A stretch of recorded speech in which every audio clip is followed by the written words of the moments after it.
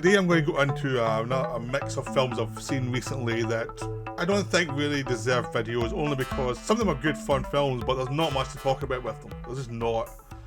So I'm just doing a run through of them, because of just the different titles of films that I've seen that are fun in themselves, or one or two of them are not fun, but just to give you a rundown of them and what you should maybe try and take a look at for entertainment.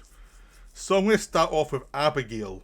Abigail is the new film from makers of Ready or Not and Scream 5 and 6. And this is a lot of fun. This was a riot of black humour. Now, it's not really scary. This film is not scary, but it's about a little vampire girl who's trapped all these criminals in her house, and she's picked them off one by one. And it's one of those films, this could be a tacky little horror movie that could be Sci-Fi Channel. I'm sure we've seen films like this in Sci-Fi Channel type of thing, or direct to streaming or something. Could easily have been that, but they actually put the effort into this one. They actually make the characters fun and make the situation good, because the first half is based on a crime movie. It's sort of like From Dusk Till Dawn, both in structure, where the first half's a crime movie, then it's a vampire movie, but also in the sense of it's just a bunch of talented people having fun with a genre. You know, you have Dan Stevens in the lead as Frank, who's the guy who set the job up. You've got Melissa Barrera, I'm not sure how to pronounce her name, Barrera I think, as Joey, who's the nurse, as a kidnapper, because they have to drug the girl, because they think they're kidnapping a girl who's a daughter of someone important, and they're trying to get money for her. And a bunch of other people with them, people like Catherine Newton, Kevin Durant, and a bunch of other people. And all the actors are having fun playing different parts. One's a spoiled rich girl, one's a dumb thug, one's a professional soldier, one's a smackhead getaway driver. And they're all kind of interestingly weird protagonists in their own minds. Everyone thinks they're the main part of this film.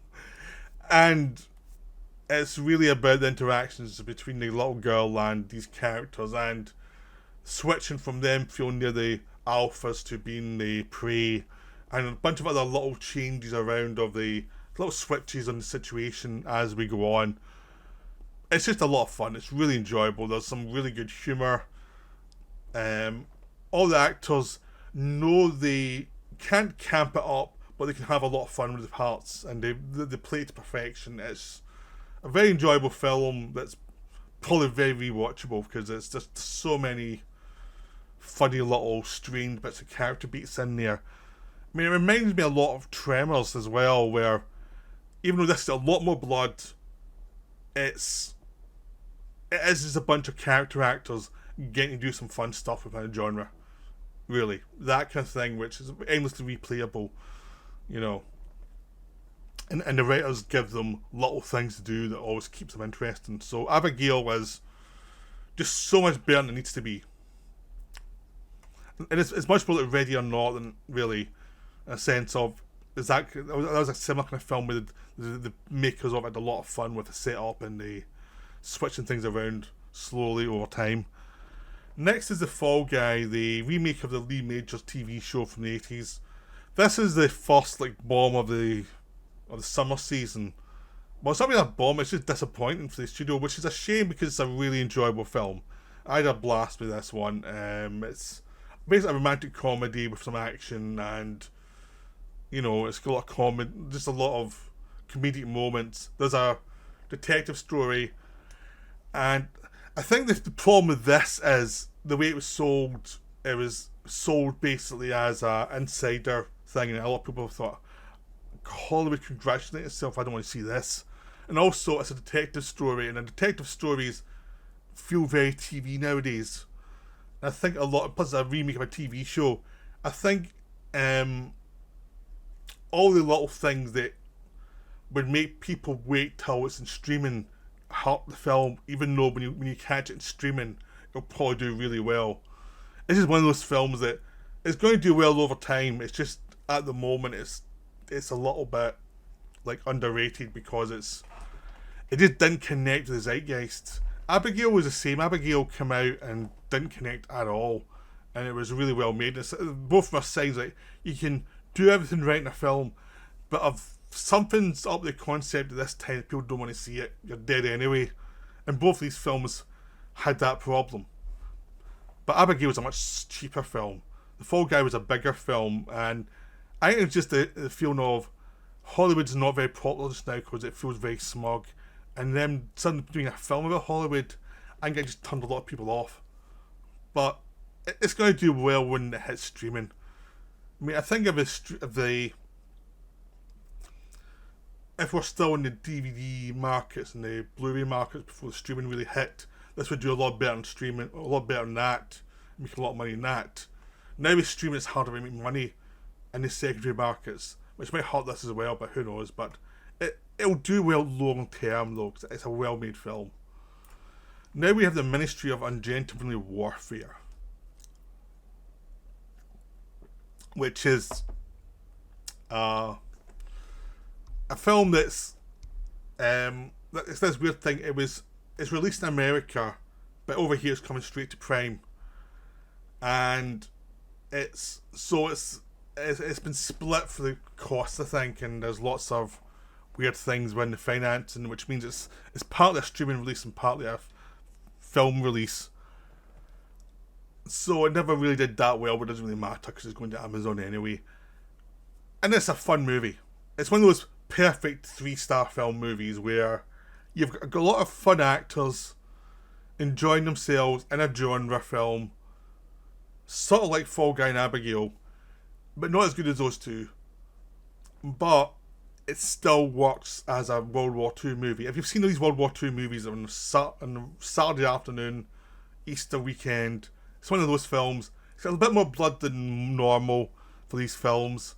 It feels like it's obviously influenced by Inglourious Bastards, the Tarantino film, but it's a bit more of an obvious genre film rather than being more aware of the tropes. And it's obviously ripping off Inglourious Bastards at times, but it's also ripping off lots of older movies from the 70s. Like this film, when it made in the 70s, it starred Roger Moore and Gregory Peck and things, with a little bit less blood. So it's almost like Guy Ritchie directed it, watched Paul Verhoeven films and 70s movies, and did a weird hybrid. Henry Cavill was the lead. He's having a lot of fun playing this guy who's, it's a part Oliver Reed would have been perfect for in the 70s. He doesn't take any orders. He does what he wants, but he's good at his job and he's funny and witty with it. And Cavill's obviously having a blast with this thing. Alan Richardson is basically the sidekick character, and he's having a lot of fun as this guy who kills most of the Nazis. He enjoys killing Nazis. And there's a bunch of other actors in there as well who got a lot less to do. There's another plot with the two spies trying to infiltrate the German port at the time to try and just basically help the mission succeed. And that stuff's fun as well. Some people thought it distracted from the main plot, but I just thought, no, actually, it was the actual plot of that was more interesting than the Cavill stuff. The Cavill stuff is more fun because there's lots of killing, but the actual plotting of the other stuff is more interesting. So I thought it was a good mix, but it wasn't like a amazing film. It's just an enjoyable film. It's one of those films you can happily watch every so often. It's that kind of undemanding World War II movie, and there's nothing wrong with that. It's always probably nice for the actors and director to have one of those films on their CV. I feel everyone is making this for the 12-year-old boy who watched these films, at a certain time in history. You feel that's why they're all in this film. They all watched these films when they were a kid and they wanted to make one. And it was like, I get to be in one of those films, yes! It's that feeling of enthusiasm with the actors. Even if some of the parts aren't written that well, the enthusiasm always comes over. Like they can't believe they're in a World War II movie and they're really going to enjoy themselves. Right, next is Baby Assassins 2, which is a sequel to Baby Assassins, obviously. That's another really enjoyable film.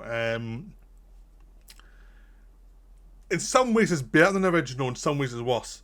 The original had a better villain. This is a more interesting villain. The setup here is more interesting because it's about, well, the idea of baby assassins is they're these two girls who are assassins. They're young women, and they're good at being assassins, but they're very bad at life stuff like keeping a job for the cover, or paying bills. And by the second one, they haven't learned a thing from the first one. They're still just as bad. They're slightly better friends than they were before. Before they were stuck together because they were partners for these assassinations, and now they've become friends, but they're still annoying each other a lot, and girls will be girls, but they're in this organisation with lots of rules, so there's a whole joke about union rules for this, that, and next thing, and they're getting messed around for payment dues for this, for that, and they end up getting suspended because they were in a bank paying off their dues for a gym membership when it was getting robbed, and they stopped the bank robbers, but it was way too public, so they've been suspended, so they have to get a real job, and they're absolutely awful at it.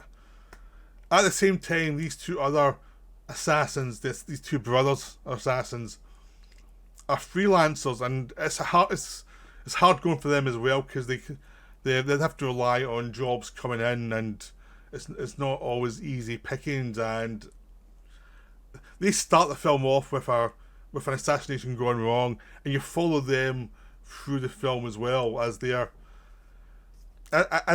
guy who deals with them says, if you kill these two assassins have been suspended, maybe you might get their slot, as long as you make sure you're not caught in the scene, so they don't know who did it.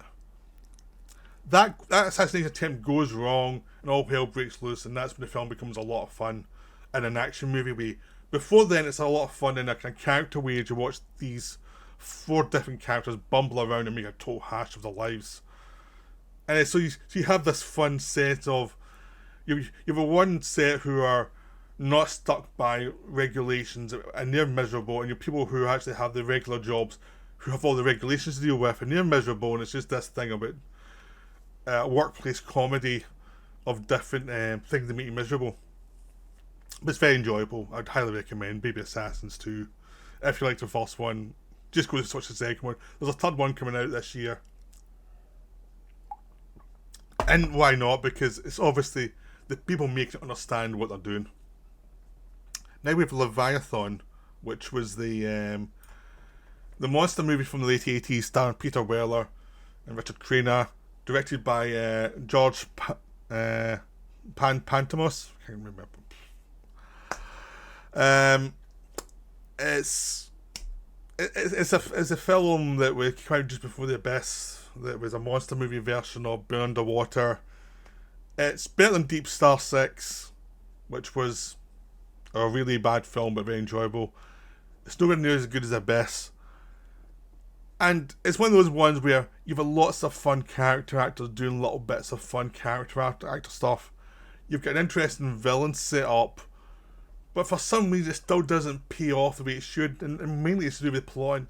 And I think some of it's to do with it feels like it's been rewritten to suit the budget and suit the location, and certain things don't really pay off as well as they could, and it just it suffers from a lack of imagination in the second half. But the general setup's fun though. I mean, it's a bunch of these guys drilling underwater and an underwater base for various minerals. This is a film like The Meg 2 that has no understanding of pressure and what it can do to the human body. But unlike The Meg 2, this one doesn't know it's been unintentionally funny. Meg 2 understood exactly what it was doing with this stuff. Yeah, we're going to ignore it, but we know. We're just having a bit of fun. This one, it gets stuff wrong and acts as if it's not wrong. It acts like you can depressurize really quickly, going from the bottom of the sea all the way up to the top, and come out and you don't explode. That's not how depressurization works. I'm a layman and I know that.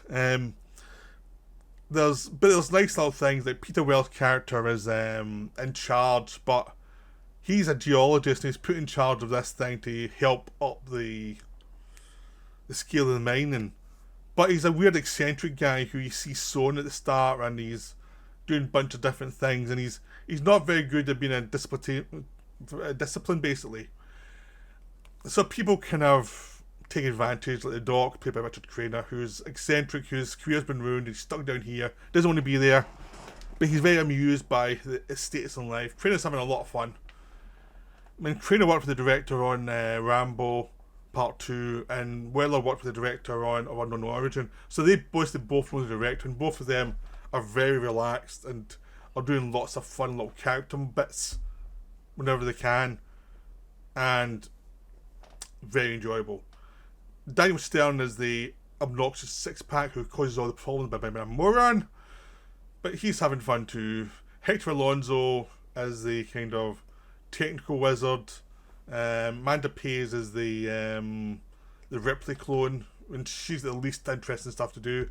Not her fault, it's just that she's written as a clone of another character. Lisa Elkabar is the kind of one that's down there for the money, to make money from it quickly to get out. She's a good actress. She's a lot of fun. There's just a lot of good actors there doing little bits of character work. Ernie Hudson is the kind of straight man, serious guy who lasts longer than most, because he's the one that's paying kind of some attention to what's going on. Not much, but some. And he's a lot of fun. It's nice to see him getting a part that he doesn't die in 10 minutes in. So he's enjoyable. Everyone's enjoyable. Everyone's having... I've heard it was a rough shoot, but everyone on camera exudes, well, we're doing a fun genre movie. It's just the direction's not great. The direction's kind of flabby, and when you get towards the end, when it should be getting exciting, it just gets kind of mechanical and covering things that are happening, but it's not covering them in a way that's exciting. Because, I mean, it's rumoured that Stallone edited a lot of the Cosmatos films afterwards, when he shot Cobra and he shot Rambo 2. Like, Stallone was in the editing room, like, adjusting things. And it's apparently the same thing happened with Kurt Russell and Tombstone when Cosmatos did it. So, it's a director who might need some actor interference to get the best out of him. It's probably the best way to put it, because a lot of the films he did that were the best stuff were the ones that were notoriously actor interfered with. So, it's a fun movie for Friday night. That's it. Don't expect much. It's an alien rip-off underwater. The monster has some nice bits, but it's never quite exploited the way it could have been. Finally, we have Crisis on Infinite Earths Part 1 and 2. Part 3 is not out yet. But Part 1 and 2 is a case of but DC tends to do good animated films, or at least mediocre ones that are watchable. I mean, the peak has passed a long time ago. The peak was really around about the Batman animated series, Superman animated series, the Justice League stuff. Up to about 2008, you had a lot of really good stuff. Since then, it's much more hit and miss. You get some good stuff, but you get some stuff that's like, oh god, what are they thinking? You know, it's that thing of, it's a organization's past its peak, but it can still do some good stuff. This is not the good stuff. This is the confused, we're going to adapt as epic comic book series, and they haven't figured it out. And that's been the big problem with DC animated movies for a while now, is like, they do the adaptations of the comics, and they change stuff and keep stuff, and I'm not sure if they change and keep the right stuff. And this one, the first one's all about Flash, the second one's all about Supergirl, seeing the crisis from their points of view, as they have to do things to make sacrifices and to try and figure out what's going on. But it's not very cohesive. The first one jumps around a lot in time, but not in a way that engages you story-wise. It just feels like it's messing you about a lot. And the second one, there's more other characters, there's more action as other characters get involved in the crisis. But Supergirl's the focus. And it's like, you wish you stuck in her more, because her story was much more interesting than the other stories. And it feels like it needed to be more fleshed out. The same with the Barry Allen stuff in the first one as well. It felt like it needed more fleshed out in some ways. And it just felt like undercooked and overwritten, really. There's lots of stuff in there that you don't really need. You can do it much simpler. And it's that thing you get in some TV shows where they have all that plotting that goes everywhere. That they're so worked all this plotting out. And it's like, well, where's the story? Where's the story you're meant to be engaged with? The plot's meant to kind of help the story, but the plot just overtakes it and creates this kind of clunky mess that's not really working the way it should. It's a problem, and these films have that problem. They haven't simplified the crisis to actually give you a cohesive human story, which it needs. It's just too much stuff going on that's foregrounded. That feels like we ever remember the end of Lost, where there was so much plotting in the last season that didn't mean a damn, and it's like you just felt like, why am I watching this? This feels like the same way. Just like there's lots of plotting that actually has nothing to do with why you're interested in this, and it's just keeping you emotionally distanced from it. So that's them. Basically, that's a video. We covered everything. I hope you go and watch the first section of films I covered, and the last few I think you can skip. But Leviathan maybe not. Maybe you can enjoy Leviathan. So I hope you enjoyed this video. That's me for now. Bye.